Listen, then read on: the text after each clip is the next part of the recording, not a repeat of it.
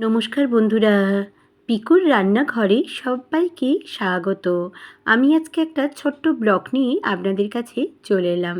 আমরা চলে যাচ্ছি হাতিবাগানে মার্কেটিং করতে। সেখান থেকে ফেরার পথে ভূতনাথ মন্দির দর্শন করেছিলাম। সেই একটুখানি আপনাদেরকে দেখিয়ে দিচ্ছি ব্লগটা। আর গঙ্গার বক্ষ দিয়ে যখন যাচ্ছিলাম একটু ভিডিও করেছিলাম, সেটাও দেখিয়ে দিলাম। এই যে ভূতনাথ যাবার সামনের রাস্তাটা দেখুন কি সুন্দর। চারিদিকে অনেক দোকানপাট, অনেক মানুষজনের ভিড়ও ছিল। অনেকটা বেলাও হয়ে গেছিল, তাই জন্যে মন্দিরে আমরা পুজো দিতে পারিনি। আর ফেরার পথে যেহেতু গিয়েছিলাম, ওই জন্য মন্দিরে পুজো দেওয়া হয়নি, কিন্তু দর্শনটা বেশ ভালোভাবেই হয়েছে।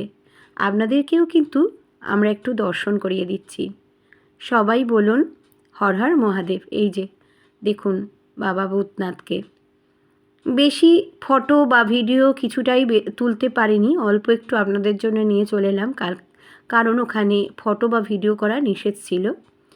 এবারে ভূতনাথদের দর্শন করে, বাবার দর্শন করে আমরা চলে আসছি। আসার পথে মেয়ে একটু বলল ঘটি গরম খাবে, তাই একটু ঘটি গরম কিনে নিচ্ছি আর বাড়ি চলে আসলাম। ছোট্ট এই ব্লগটা যদি ভালো লেগে থাকে তাহলে সাবস্ক্রাইব, লাইক, শেয়ার করবেন।